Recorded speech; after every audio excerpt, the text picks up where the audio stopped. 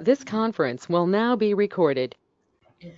Now, from the point where we left Don Bosco until what we're speaking about now, which is the formation of different groups within the Salesian family, we know that there was no overall plan. You had a group of people who were affected by Don Bosco's charism and who were so enthralled with it, they met up with people who needed to be served. And for whatever reason, service from one of the four groups founded by Don Bosco was either unavailable or just didn't fit the purpose.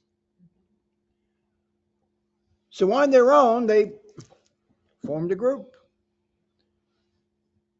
Now, I don't believe that there was an intention to form a group within the Salesian family because that really didn't exist yet in a formal, stated way, in a well-defined way. So I don't know who would be the first one that would have been founded here among the ones that we have. After the original four? Yes. Well, it depends if you want to take the past pupils, but they really didn't form until later. They met with Don Bosco in 1870. They predated just about all of us. But Is mine the second then, the 1889? Mine kind of unofficially started in 1887. No. We could go in order of the book. Yep. We don't have to. Take it away, brother, take it away. Do I speak up into that? Well, I want to just say, when you give your report, it's good to say who the founder was. Mm-hmm. And some of you might not have specifically a founder, but it might be a group of people. Then what was the mission need? What was the thing that caused them to draw these people together and to enact different services? And what form did that group take? It's just a little three-point report, I would think. Yeah. And if you found anything that really caught your interest, like Sister with the little cable car over the raging river, please let us know. If there was really something super spectacular among what you're doing. So who's up first? What's on second? Okay. You come here and let them go there. Or Okay. just move the thing or something. Whichever. Maybe you better just move the laptop. Okay. Well, it's good to get up and stretch, actually. Got the Easy hot for you seat. to say. No, it's not. Not anymore. Used to be. Okay. Pretty too up. Introduce yourself. Innocence personified. Okay. All right. Hello, everyone. My Frankie? name is Frankie, and I'm a pre-novice with the Salesians. And so today I'm presenting on the World Confederation of the Past Pupils of Don Bosco. So a very, very long name. But so it all started in June 24th, 1870, when some of the past pupils of Don Bosco's oratory brought him coffee cups and wanted to spend a little time with them. And for them, it was just meeting up with someone who is beloved to them. But Don Bosco, he saw something in that, and he made it a whole day, and then he asked them to continue doing these things. And so eventually, in July 19th, 1874, was when it became an annual and official event, these meetings with past pupils. And then, so there was not necessarily a strict founder. Instead, it became um, official because of these past pupils just coming together as a group with Don Bosco and encouraging them to continue.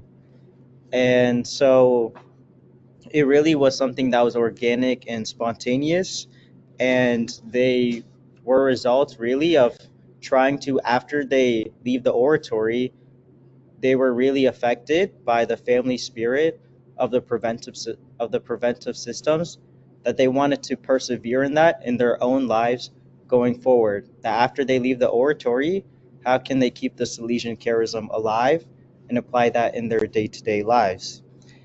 And so it kept on growing, and eventually in 1884 there was the first organized structure that met, and the statutes that they wrote up in Turin, that happened on December 8th, 1911. And then eventually it kept growing, and on May 23rd, 1920 was when they were able to really define like a order for the organization, like how everything was structured. And so they had local unions on the lowest level. Then the next one is uh, province federations based on Africa, Asia, the Americas, and Europe. And then they had the World Federation, which eventually in 1954 became the World Federation. And so, also at that time, on May 23rd, 1920, that's when they made the decision to accept anyone who is a past pupil, regardless of their religion, as long as they came from a Salesian school, a Salesian presence, or Salesian work, that they were able to still continue the Salesian charism, if that was something that they wanted to do. And so they recognize the rector major as a reference point. So at their meetings, if it's the meetings with the large groups, that they really invite the rector major to be there, which there's some pictures in the book of that meeting with the rector major. And so they meet every 2 to 4 years, and they're officially recognized by the church um, as a group.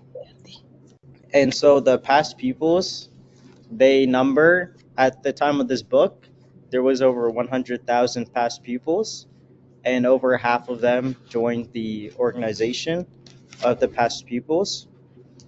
And so they really, their identity comes from their Salesian presence, and they know that moving forward, they recognize that they themselves are a fruit of the Salesian mission, that they have a richness to offer to the world, that they can be a leaven in society by being the good Christians, honest citizens, and that they are committed to not only in society, but as members of the church, to really live out being the salt of the earth and the light of the world. And so they have 6 values that they live by: life, freedom, truth, solidarity, brotherhood, and communion. And so one part of their day-to-day that they want to live out, their mission, is by having 7 priorities. And so this was at least from 2015 to 2021. So their priorities were growth and solid structure, so helping form their organization better, formation and training, so that those who are within the organization can better serve and better lead their initiatives, the promotion of young past pupils. So not only is it going to be the older past pupils, but also the ones who may have recently just graduated from the different Salesian works, and inviting them to participate, funding and fundraising, because they are creating so many initiatives, so that they may be able to have the funds to keep those coming. Family support, knowing that these past pupils have families and different situations need support. Recognizing that they are part of the Salesian family, so they're not a separate organization, but really recognizing and being part of the Salesian family. And communication and external relations. And then they also have a few projects. Some of them are keeping a permanent secretariats so that at each level on the day to day, there will be someone who are managing the organization. So it doesn't just be pushed to the side only for the meetings, but so there's people who are constantly checking on all the past pupils.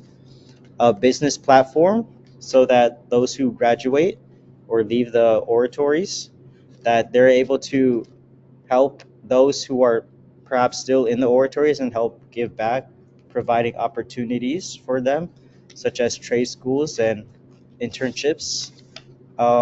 They established different academies themselves, so Salesian schools, which are made by past pupils, and providing many voluntary services for the past pupils. And All right. that is everything. Okay, very good. Thank you. Who's next to the book?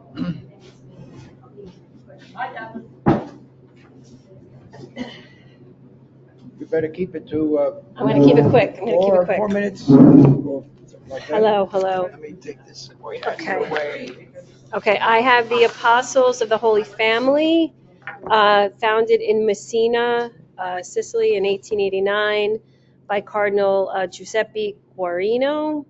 He was a beloved Archbishop of Syracuse. I actually was in one of the churches 2 weeks ago, which is crazy that I'm reading this, that was associated with them. Anyway, he was you just spoke about this, Father Tom, about he was not a Salesian who founded this group. Right. He was an admirer of St. John Bosco, inspired by his youth spirituality, so much so that he became a Salesian cooperator. He fervently welcomed the first Salesians in Sicily. He had, I don't know who this Marino family was. Do you know who that he had the Marino family inheritance, I read. I don't know who they were. They must have been a big family in Sicily. Mm-hmm. He had their inheritance used to open the first FMA house in Sicily and aid in the work of the Salesians. So I got to research who they were. In 1889, he founded the Congregation of the Little Servants of the Holy Family. That was their original name, changed to the Apostles of the Holy Family, from a group of daughters of Mary who had the Salesian spirit. So he gave them a rule inspired by the Visitation Sisters of St. Francis de Sales for the moral and civil education of children. So I'm not going to go on through all the details, but I did like the acceptance as an official group of the Salesian family took place on December 18th, 1984.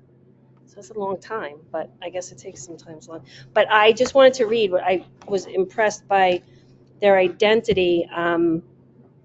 It says, as apostles of the Holy Family, they are immersed in the journey of love for God, for their sanctification, and they are striving to cooperate by vocation in the formation of authentically Christian families in the church through the education of young people. So I thought that was great. I always say that sometimes when we're educating the children, we have an opportunity to evangelize the parents. Yeah. So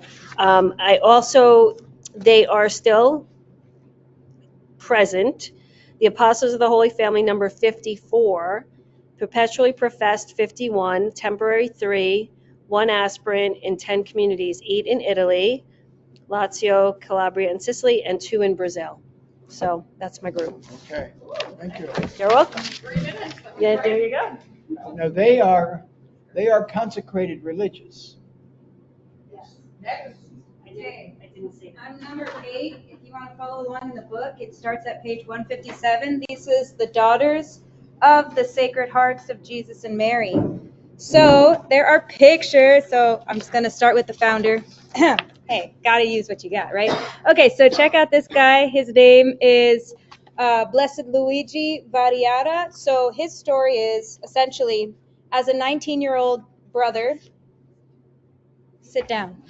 Sister, as a 19-year-old brother, he traveled with another Salesian to Colombia and there for the leper mission. So pretty amazing. He's seeing all these young kids and he's like, I'm going to help out. So he starts an oratory there in their center, which is Agua de Dios. And this is known as the City of Pain because of the 2,000 who populated that city, 800 of them were suffering leprosy. So that's 40%. So you can imagine the outlook on life is not very hopeful. So his main urgency was to bring that Salesian joy into such an atmosphere. And in that, as he was accompanying these young people, he starts discovering the seeds of vocation. And he's like, let me help. So he prays and journeys with these young women, and they form a congregation. And that is what we have as the Daughters of the Sacred Heart of Jesus and Mary. They continue on his mission. So he dies very young at 48. And even before he had died, he was removed from that area because of some sufferings and misunderstandings. So right at their beginnings, they had many challenges, but the Holy Spirit persevered with them, and they were able to continue. And the next picture show some of their works. Much of what they do is in oratory and education, but they also have, of course, that ministry to the sick, and being those who already carried the sickness. You know, many of them were lepers or children of lepers. They have the Salesian dimension that they add is how to let your suffering be redemptive. They take Father Beltrami, who was a Salesian who suffered from a terminal illness, as one of their examples of what it looks like to offer our suffering for the young. So that is the Daughters of the Sacred Heart in a nutshell. Thank you. I think next it's the Oblates, number 9. No, I think it's the congregation of St. Michael the Archangel. Oh, I have. Oh, I think they're numbered differently in the book. I think it's acceptance into the Salesian family. Oh, my bad. I jumped again. I was like, oh. Hello there. Hello. I'm Tim, the pre-novice from earlier. I have the congregation of St. Michael the Archangel, and as well the congregation of the Sisters of St. Michael the Archangel, but someone ran out of time. And they're pretty similar in their founding. Anyways, so this congregation was founded by Blessed Bronislaw Bonaventura Markovich. Thank you, Father. In 1898. But his journey was that, so in Poland, he was ordained a priest in 1867, and then served in 2 positions as a parish priest and as a pastoral theology teacher. But then he started to feel a call within his priesthood, his diocesan priesthood. He started to feel a call to the religious life. So he ended up leaving for Italy in September of 1885, where he met St. John Bosco. And that is when he met him, he felt that call to join the Salesians. So he took his religious vows with him in 1887, March of 1887, so just a year and a half after he had met him. He then, in 1892, returned to Poland as a parish priest, and he dedicated himself to the formation of poor and orphaned youth, and started opening up an institute there that was like an oratory that offered spiritual and material support, and helping to prepare them with professional training for their life. However, in 1897, he detached himself from the Salesians because he had a desire to found a new institute, still with the spirituality of St. John Bosco, but with just some specific rules and charism that he was interested in. So I found their identity very interesting. They have 2 mottos. One is, "Who is like God?" which is, I believe, what the name of St. Michael means, either in Hebrew or Greek or Hebrew. Yeah. So that is taken from his name, "Who is like God," because they have as their kind of protector St. Michael the Archangel, their patron. And the other one is "Temperance and Work," which was a motto of St. John Bosco as well. Apparently that was one of the mottos they were considering to have for the society until they chose "Dami Animas Chattere." Thank you. So these kind of have 2 meanings for their order. On the one hand, "Who is like God?" God is the only meaning in life. And on the second one, "Temperance and Work," it highlights their charism and lifestyle. The virtue of temperance is very important for them. Freedom from any inner or outer conditioning of passions, so we can serve God totally, dedicate ourselves totally to others, especially the abandoned young. And in terms of their mission, drawn to triple work, spiritual, intellectual, and manual, in terms of serving the young and helping the young to develop in those three areas, spiritual, intellectual, and manual. And they seek to be a strong countersign to today's society, where we're overwhelmed by consumerism. Could even say it's a form of modern day slavery for us, a kind of spiritual slavery to consumerism. So they see temperance and work as a way of freeing us from our kind of enslavement to consumerism as the pursuit of well-being, rather than our faith as the pursuit of our well-being. And they want to help others rediscover the true values of austerity, justice, and solidarity. They exercise their mission through parish work, schools, foundation of institutes, oratories, and they always give a special attention to the young.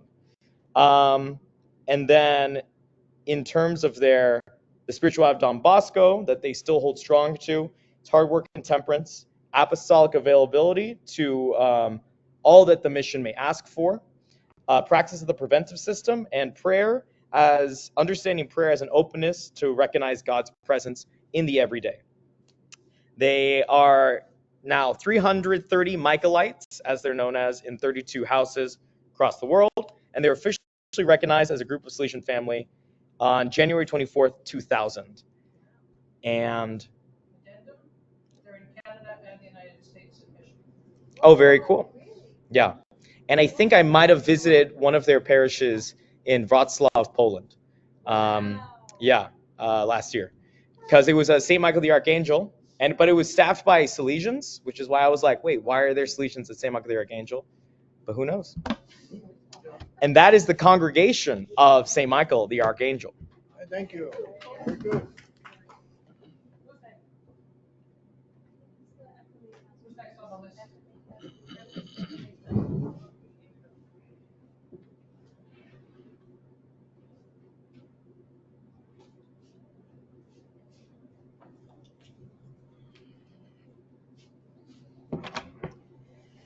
Okay, here I am here to tell you about the FMA past pupils. Being a past pupil myself, so okay, everything began in Turin.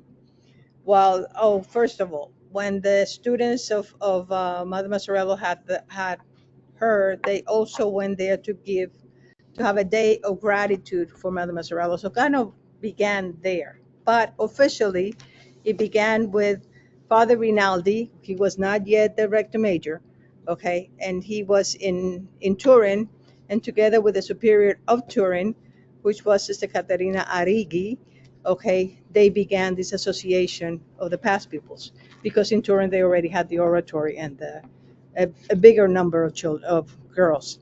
As you recall, as this moment, we're working together with the SDBs, but the SDBs had the guys, and the sisters are only girls.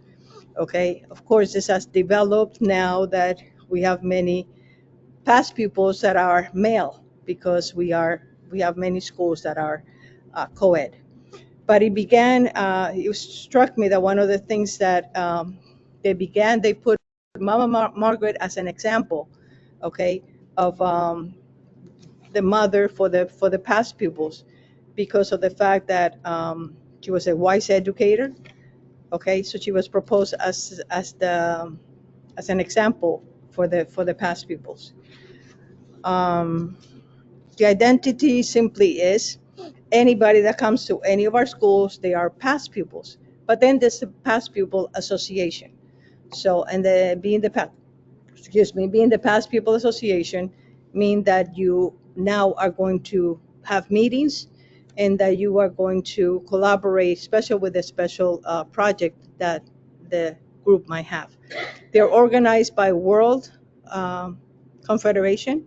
Then is the federation, the province federation, and then the unions. They call them the unions, which are the small groups. Okay. Anybody that follows Don Bosco's preventive system, they are called past pupils. Okay, that's in a nutshell. Thank you.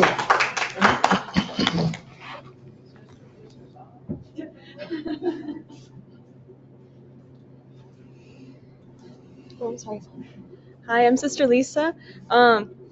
I looked into the Don Bosco Volunteers. This is a group of consecrated women who take vows of chastity, poverty, and obedience. They live very simple lives, and they don't live in communion, they live individually. It was founded in Turin, Italy in 1917 by Blessed Philip Rinaldi. And so these consecrated women, they are in places where maybe a religious who would be more easily recognized visually wouldn't be able to go. So they wear lay clothes, and so they're able to kind of go incognito in different places. And so their mission is in a variety of places where they are needed and are committed to be present to the frontier places, which are on the fringes of society and in dire need. There are currently 1,200 members. Thank you.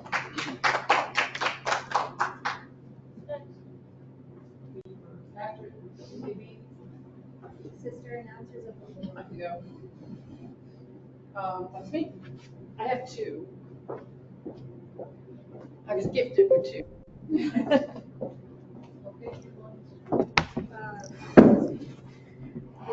Hi there, Andrea, and I will be sharing about two groups. And the first group is the Sisters Announcers of the Lord. The sisters were founded by Saint Bishop Luigi Versilia, and also it is really known that he was the first martyr, and the sisters were founded in China, and there were actually, we're talking about the year 1931, and they also had about 30 professed sisters, and then there was the time of the communist occupation in China. They were dispersed all over the place. Some went to do farm work, some grocery workers. They just were separated and shut down in that sense as a organized group. And then of the 30, 8 of them got passports to go to Hong Kong. And it was there in Hong Kong that they really were able to grow and to take the zeal of the gospel. They were renewed by going to Hong Kong. And then in the early 50s, 1953, they started to establish land, and they opened up primary schools, as well as in the 60s, high schools. And let's see. Their mission and focus is really to catechize girls and serve the sick, because 2 of their sisters even went off to help with 2 leopards, with a leopard colony or community. And so they served the sick and spreading the holy doctrine, and with great joy. So currently there are 19 professed sisters. 12 are in Hong Kong, 1 is in Canada, and 7 are in China. For me, listening to the reading about the trials of these very faithful women, it really caused me pause to say, like, what incredible faith, what resilience, what courage. And as Louise said earlier, don't give up, right? Don't give up. That seems to echo with a great faith in really in Jesus Christ, as well as in the Don Bosco Salesian charism, and the great joy for spreading it. So no matter what challenges hit us, always really deepening our faith and relying on that and our hope and our joy to continue the good fight. My second group, my second group was the sister, here, wait a minute, let me go back to my second group. Oh, here it is. The second group was the Sisters of Jesus, the Adolescents. This group was formed in 1938 in Brazil, and the founder was Bishop Vincent Prianti, and he was in Brazil, and he saw 2 urgent needs, which I'm always curious, like how these groups, like what's the need that arises, right, among the people in their context of their community and lived life. And here the need was a pastoral need because the territory was so vast in the diocese, and there were very few priests, that the bishop really needed support and help. And this is where these religious sisters come in. And the need to really help good girls from families that were irregular, they titled them, and girls who didn't get accepted into other congregations. So they wanted to really capture and those souls and that desire and those vocations of really good girls, to really help them to be formed as religious sisters to help the need in the diocese. They fall under the diocese and the bishop, so they are under that.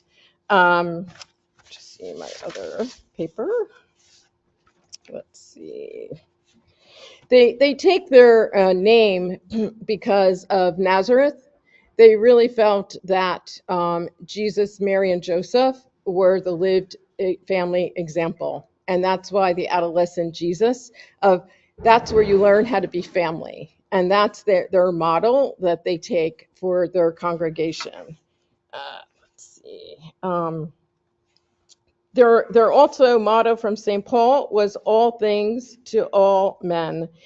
What I found interesting, like with this group, was that there's ebbs and flows in families and in congregations, and difficulties arose where they were like 74 people in their congregation, and then they went out to 28, and they weren't recognized yet. And also, what I really was impressed when their new leadership came in, this entrusting the direction to an excellent FMA, Mother Superior Josephina.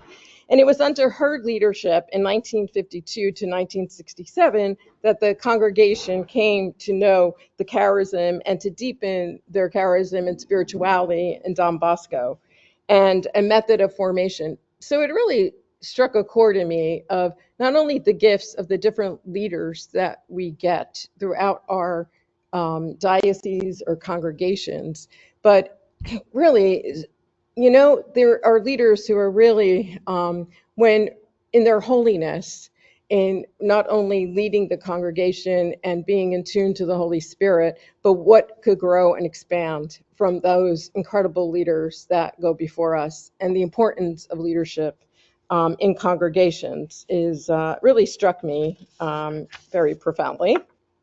Let's see. In their spiritual life, they focus on the person Jesus. They have a pastoral point, attention to the complete human and Christian spiritual growth.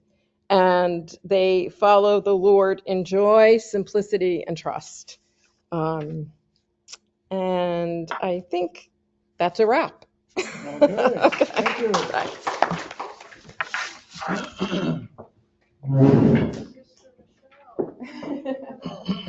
Hello. So I have the Oblates of the Sacred Heart, and they were founded in Italy in 1933, and they were founded to take care of the children in the schools, and they were also missionary. They set out to seek more difficult and abandoned areas, and they wanted to live this charism in a lay state. And so they became an official group of the Salesian family in 1983, and they sought to live out their charism in simplicity and generosity.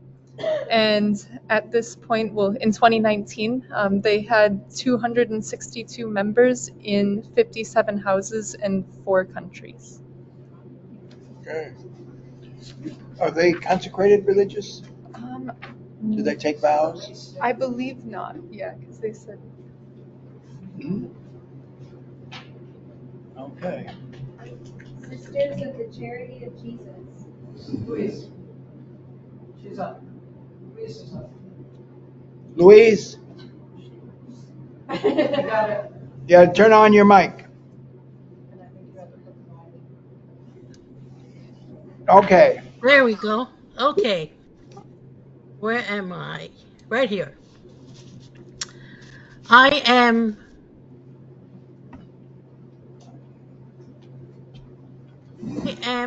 I've I've read about the Sisters of the Charity of Jesus. They were founded on, well, it started all on February the 8th, 1926. 9 Salesian missionaries led by Bishop Vincenzo Cimati, SDB, arrived in Japan. In 1929, seeing the poor and miserable conditions of the people, Father Antonio Cavolo, SDB, then parish priest of the church in Miyazaki, invited the women belonging to the Daughters of Mary, one of the groups in the parish, to serve and to visit the poor and the sick. Eventually, a hospice for orphans and the elderly was established in December 1932. The women, then called the Daughters of Charity, gathered here from various places to live together and to work gratuitously for the love of God. Before World War II, in the midst of the rise of nationalism and anti-foreigner movements, Bishop Cimati advised Father Cavoli to make Caritas Daughters into a religious congregation in order to continue the work. On the insistence of Bishop Cimati, Father Cavoli finally responded like St. Peter, "Because you say so, I will let down the nets." Thus, in August 15, 1937, a new religious congregation was born in Miyazaki. From there, the congregation suffered difficulties beyond description during World War II. However, the heroic sacrifices of its young members helped to overcome the utter poverty of the time. After this period, the congregation developed rapidly. In 1956, the congregation sent its first missionaries to Korea. Later, to Latin America in 1964, and then to Europe in 1977. In 1986, it became an official group of the Salesian family. So it took from 1937, when they started, to 1986 to become an official group of Salesian family. It continued to send missionaries to Oceania, 1989, to North America, 1991, and finally to Africa in 2011. The congregation was recognized as a pontifical institute on January 1st, 1998. In 2008, the Generalate was transferred from Tokyo to Rome, which means their head office was in Rome. In 2009, the name of the congregation was changed from Caritas Sisters of Miyazaki to Sisters of Charity of Jesus, so as to express their charism better. The spirit of the congregation is rooted in an intimate love for and encounter with Jesus in the Blessed Sacrament, which inspires and spurs on their activities, just like me. The solution of the Caritas Sisters of Jesus is to testify to the merciful charity of Jesus towards all, and especially towards the poor and the suffering through different works of evangelization. Their gaze not only towards the children and the young, but also towards the sick, the elderly, and those who suffer from various kinds of poverties.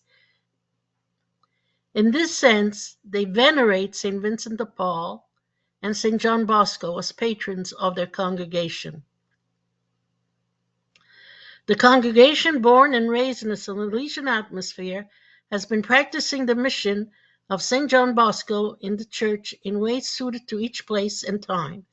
In fact, the following characteristics of the spirit of the congregation are inspired by the Salesian spirit: family spirit, trust and love for Mary Helper Christians, fidelity to the children, optimism and joy, work and temperance, a spirit of initiative and flexibility. The sisters, as members of the Salesian family, strive to participate actively in the common mission by living the Salesian spirit in ways proper to the congregation. Presently, there are 930 sisters working in 16 countries. And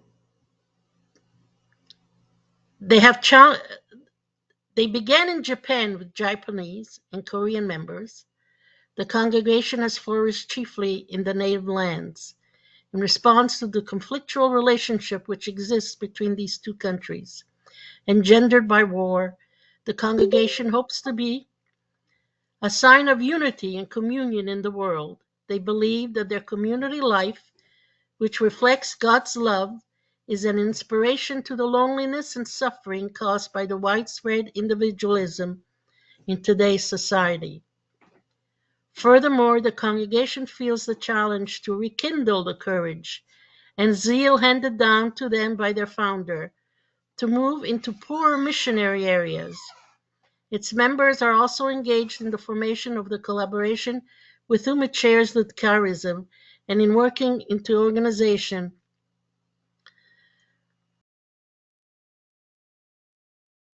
the association of these cooperators at the international level.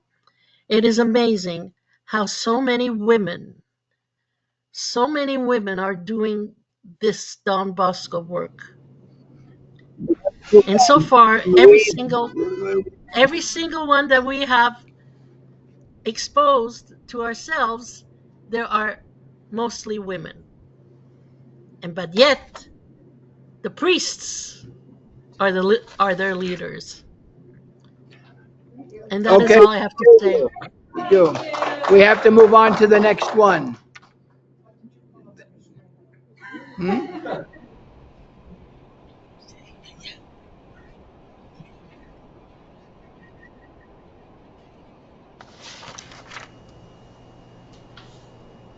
Who's next?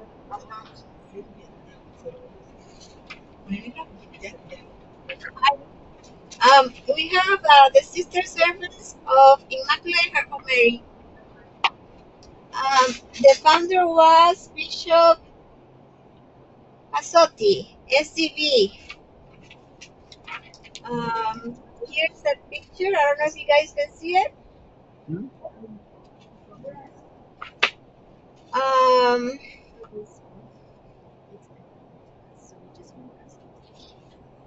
He founded the Congregation of Sisters Help of Christians in 1971. The name was changed to the Sister Servants of the Immaculate Heart of Mary. In August 1932, he expressed his hope of obtaining the cooperation in establishing a religious congregation composed of native women, who was founded by him on December 7, 1937, and then a year later, 6 of them made their first profession. He enlisted assistance of the Daughters of Mary Help of Christians in founding the congregation. Sister Antoinette Morello, FMA, was the first novice mistress for 15 years, and Sister Luigina Di Giorgio, FMA, became the first superior general in congregation from 1941 to 1964. Here are the pictures. I don't know if you guys can see it right here. And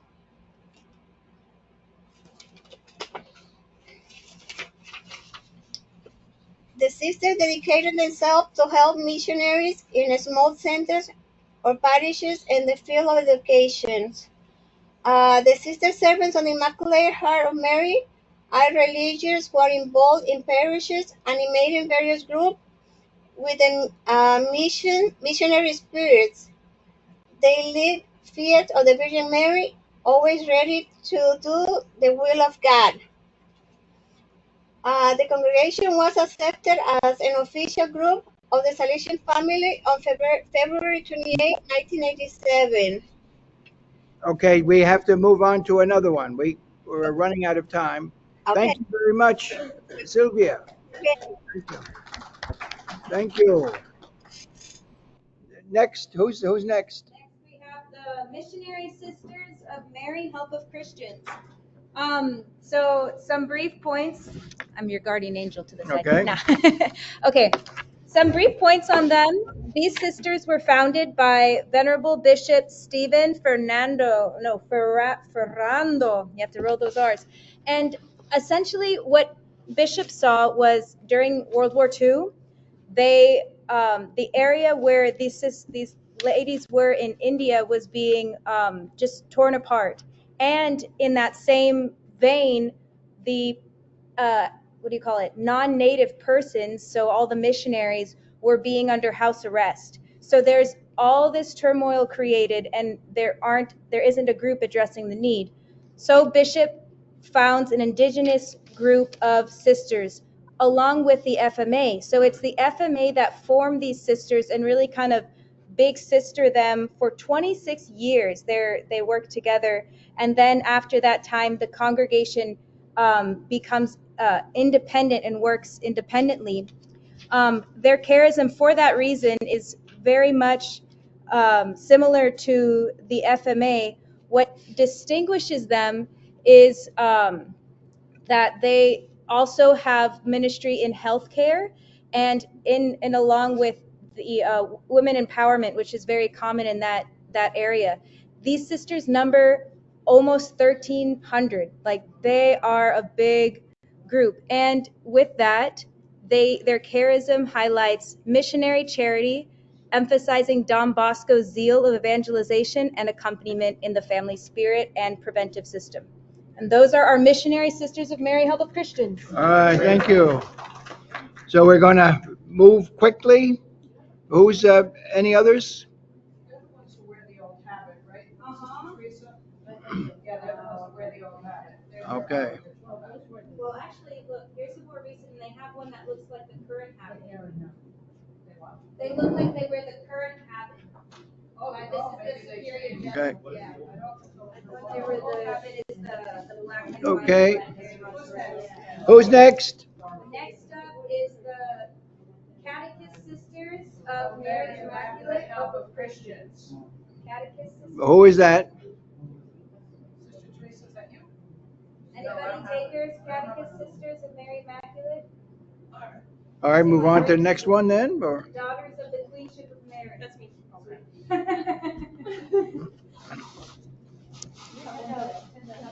Okay, so the Daughters of the Queenship of Mary was founded by Father Carlo Della Torre. He was an SDB, and he was a missionary in Bangkok, Thailand.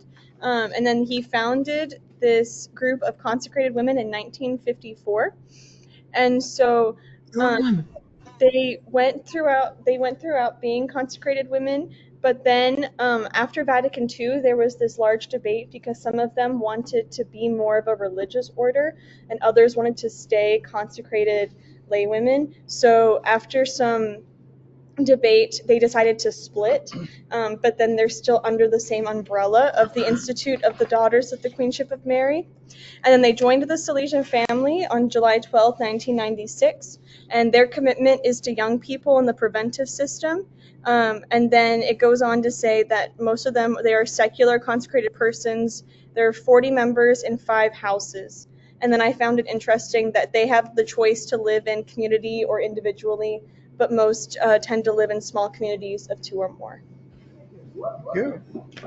Last up is the Daughters of the Divine Savior. Okay. Okay.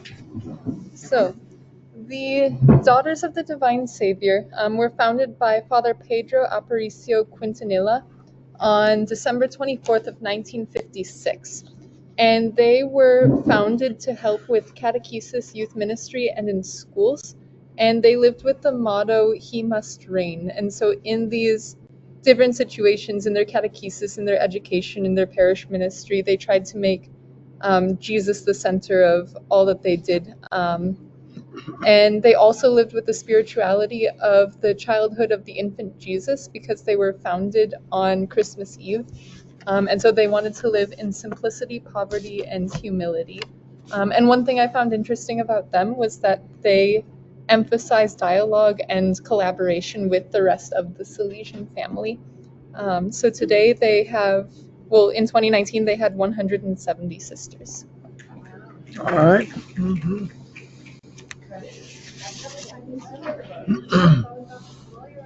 Okay. Well, thank you. You notice that most of them, nearly all of them, were consecrated religious. They are, and they're, other than the Michaelites, they're all sisters. And the reason for that is that the options were not very great until canon law was changed.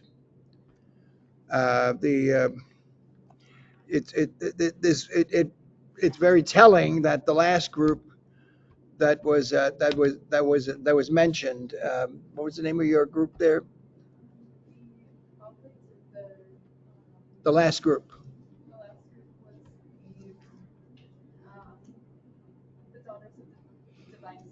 The Daughters of Divine Savior were started as a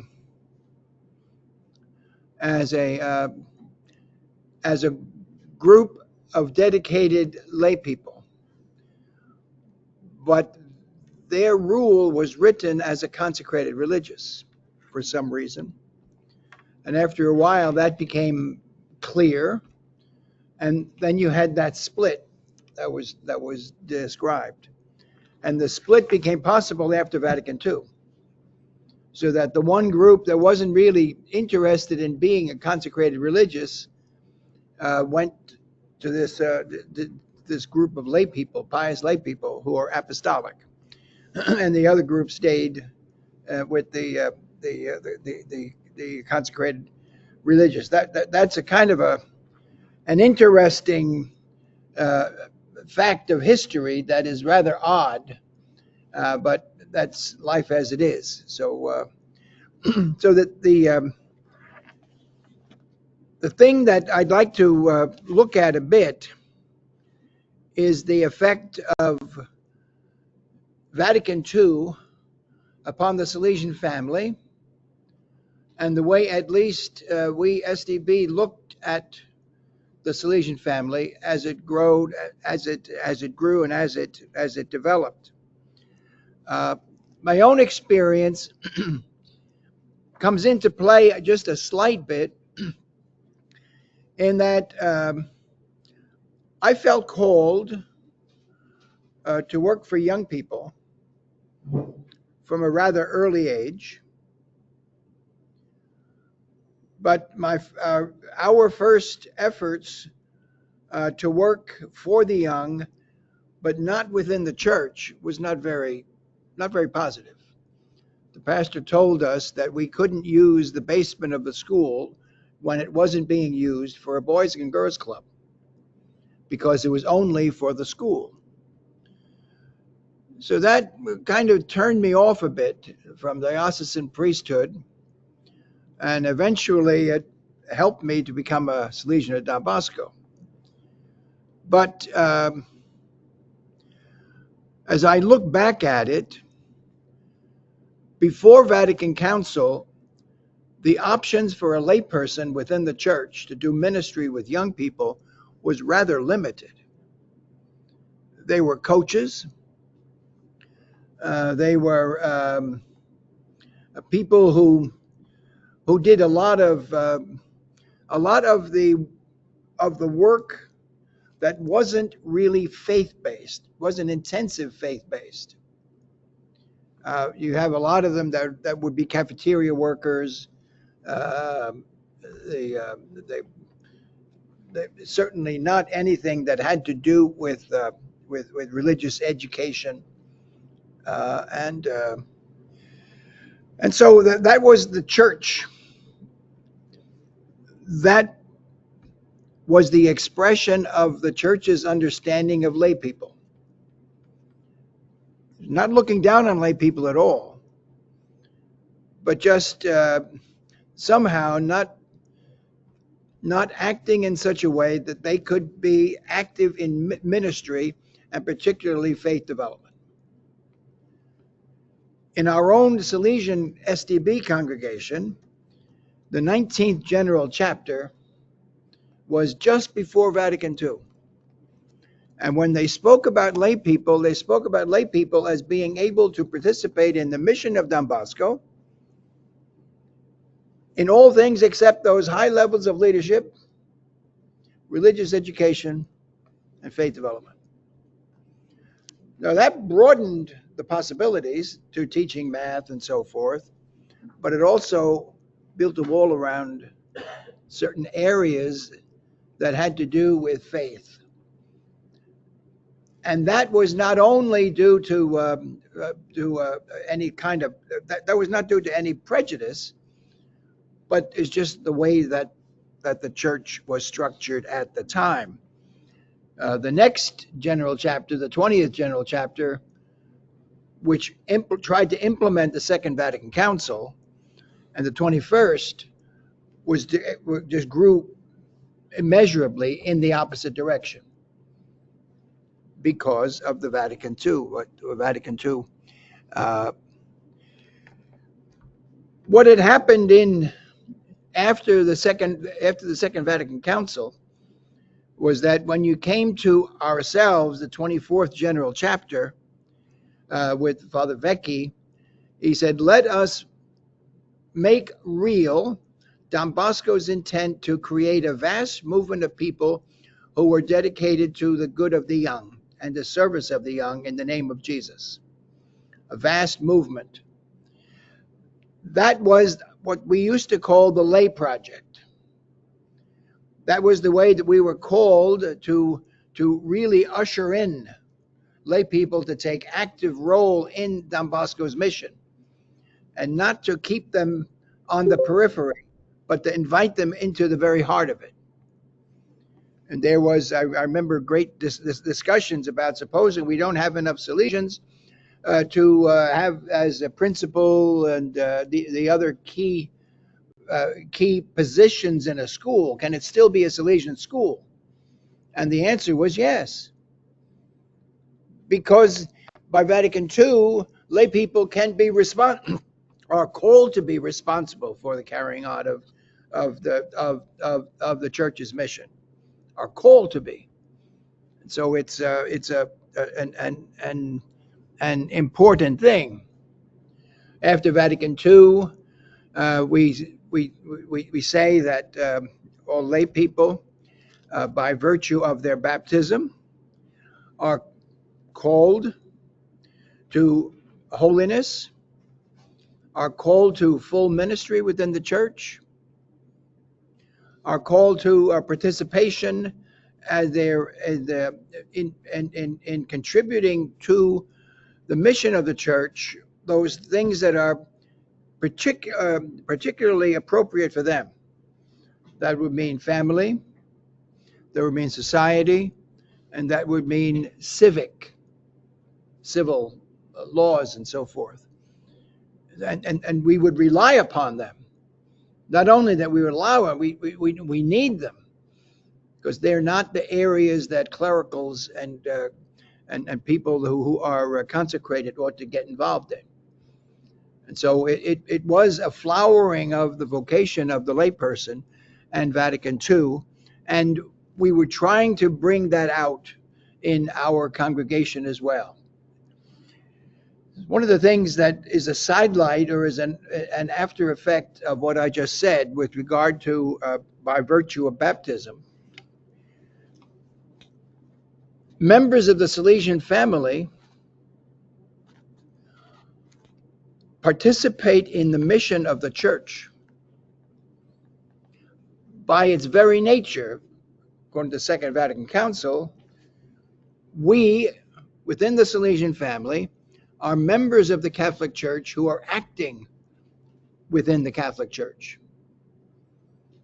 We are not some kind of non-profit group, NGO. We're not an NGO that raises money and helps the poor. But we are responsible to the church for following the church's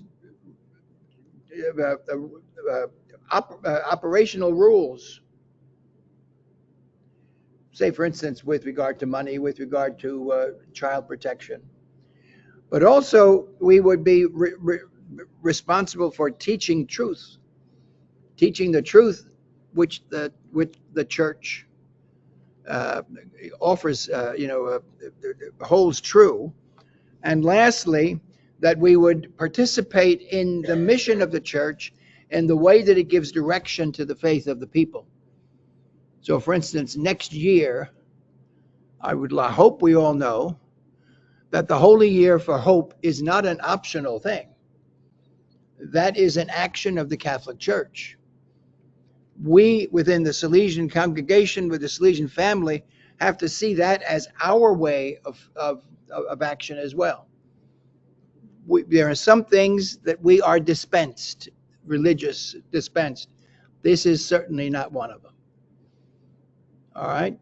So this is a rather important thing. Members of the Salesian family are all Catholics, are all active Catholics in good standing.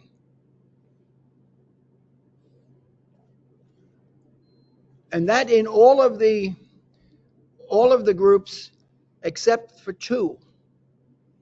If you can think of what those two are. Past pupils. Both groups of past pupils. You can be any religion. All right? So that is part of what Vatican II has brought to us.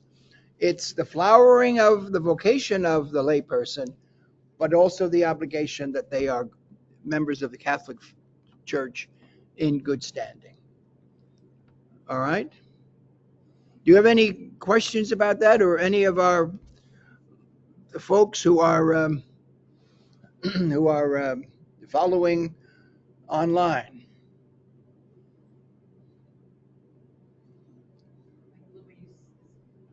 Oh, Louise? Okay, turn on your sound.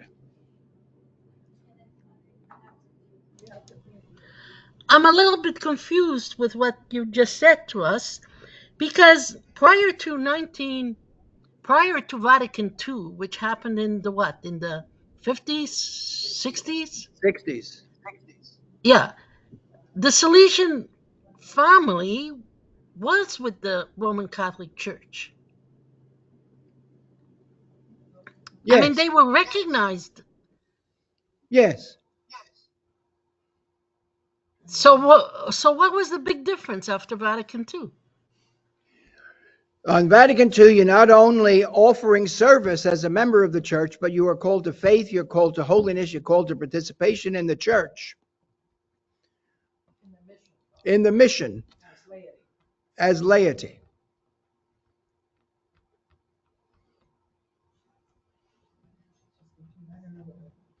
And we would expect, and they have the right to put themselves forward to act within mission as lay people. And all these associations that were created, that we just spoke about, was before Vatican II. Exactly. They were all consecrated. Well, they were all consecrated religious. They all took the vows of poverty, chastity, and obedience. Okay. For the past pupils. All right. The mentality at that time was that the religious and the priests were the ones that were supposed to be holy. That's what the majority of the people thought that. You say supposedly a little more enthusiastic than I'm comfortable with. I don't know about that. All right. Yes. That we certainly this is an important thing. But you also have, after Vatican II, a position and a role within the Salesian family called a delegate. We're going to take all that tomorrow. Okay. Delegate, who is the one who looks to maintain, making sure that the position of this organization and its members fulfill the expectation of Vatican II with regard to membership within the church and participation in church mission and life.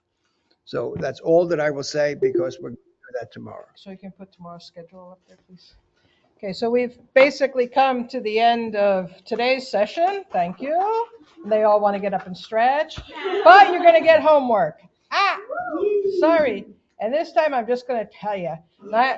Tim, Yeah. the Association of the Salesian Dames, or the Damas Salesianas from Venezuela. Yes. Let's see. Sister Rose. Sisters Mediators of Peace from Brazil. The Disciples from India. Who just went to hide? Catherine. She's going to do the Disciples from India when she gets back. She won't be here. She won't be here. That's right. She has a prior commitment. Okay. Sister Teresa, you're going to do the Disciples? Thank you. The Sisters of the Resurrection, Andrea. Okay. Yep. Maybe if you can just leave us something written, because I think that's the afternoon session. Okay. Okay. Thanks. The Community of Canção Nova, Sister Lisa, founded in Brazil. The Visitation Sisters of Don Bosco from India, Sister Michelle. The Community of the Mission of Don Bosco, Frankie. Yes. Yes? No, go ahead. All right. Louise, if you can do the Witnesses of the Risen Lord, founded in Rome. Who, me? Yes, you. Louise, okay. Yes. The witnesses. Witnesses, yes. Jeannie, are you up for anything for tomorrow? Tell us a little bit. Sister, I had a hard time changing my name. I was Sister Denise all day. That's wonderful. So You probably made a better Sister Denise than I did. Thank you. I'm telling you, I'm just trying to figure it out, and I just got my real name up there, so I'm not you anymore. Oh, too bad. So, Jeannie, are you willing to do a little group for us? I'll look at it, Sister. Really, right now, tomorrow I have Eucharistic minister. 2:45. You know, so Okay. I'll look at it. I'm All sorry. right. No problem. Sylvia, Margarita, you want to take another one? Yes. Thank you. Contemplative Fraternity of Mary of Nazareth, founded in Uruguay. Okay. And we've got one left. The Volunteers with Don Bosco. Who's going to double up for me? Yes, There's I'm- five. The male. It's the with male. Don Bosco, the men. Yeah, the male group. The men. Tim, it's yours. Okay. All right. Get the men. They're not too many. Exactly. So now you can share with us all your wisdom. All right. Are we good? We're good. We're good. Praise We're the Lord. good. Okay, so tomorrow. Page 245. So, Father, we need Sunday. Sunday Sunday. schedule. Let me see if I can.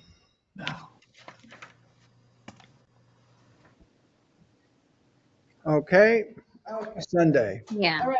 Well, see. Tomorrow we had to make a little switch for reasons on this end. So we're going to flip flop. The afternoon is going to be in the morning, and the morning is going to be in the afternoon.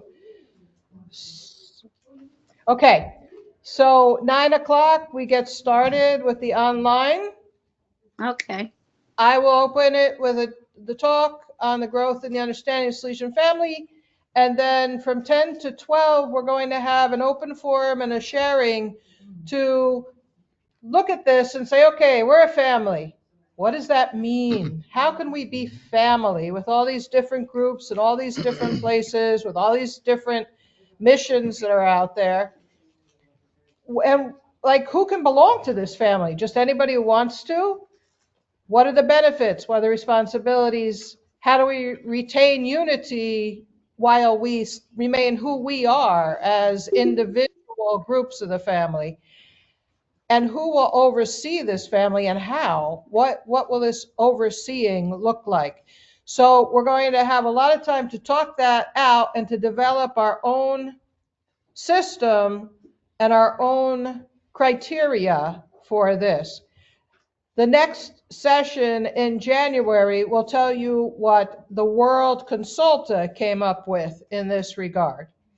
But that's for January. We're going to do the work to see what it means to be on the World Consulta and to try to bring this whole family together. We're going to make believe we are the World Consulta.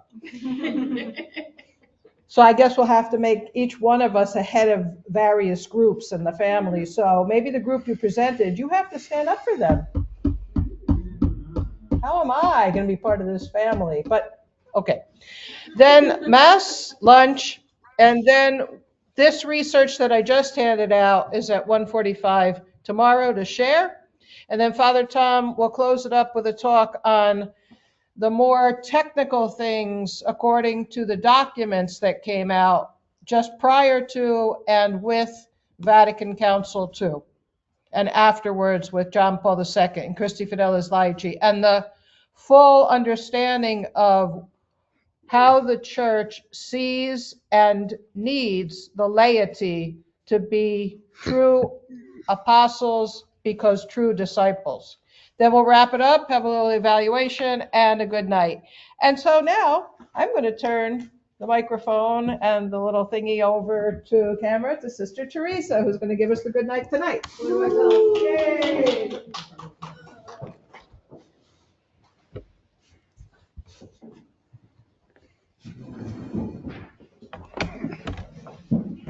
Okay, so I think the first thing that I want to mention is that I want to underline the fact that we have been seeing all these different congregations that were literally founded by the SDBs. And yet many of them were then held by the FMAs. Just that we kind of remember that part, which I thought I knew so many of them have been by the SDBs, but I didn't realize how many of them had been helped by the FMAs. So we thank God for that openness that both of our congregations had to follow the Holy Spirit. The gospel of tomorrow is the blind man at Jericho. And that always strikes me, that simple story where Jesus is going to Jerusalem, because Jericho, they said, is about 15 miles away from Jerusalem. And you can imagine this guy that is a beggar right at the side, and he's dirty. Like at that time, that's how many of our homeless people are in that situation. But he follows what's happening, and there's this whole group that is following Jesus. And he starts yelling out to Jesus.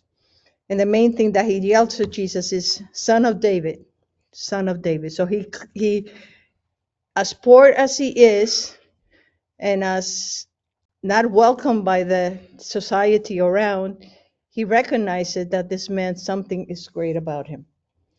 And one of the things then, he starts yelling. And you know what happens when some of the kids yelled? We kind of quiet them down, But he's, and that's exactly what they do to this poor man. Not only seeing a bad situation, but now they want him to be quiet. And Jesus, from all that, hears him, because as we know, Jesus is always listening to every single thing that we ask him of. And he opens up and he says, well, get him here. And they go and they get him. And one of the things that this man does when he gets up is he lets go of his cloak. That is the only belonging that he has, the only thing that he has. And yet he goes ahead and right away he goes to Jesus. And Jesus asks him very simply, what is it that you want? And of course, I want to see. And in our case, I think, in my case, I've seen so many of these groups of the Salesian family that I really didn't pay attention to, and yet they are so much part of our family.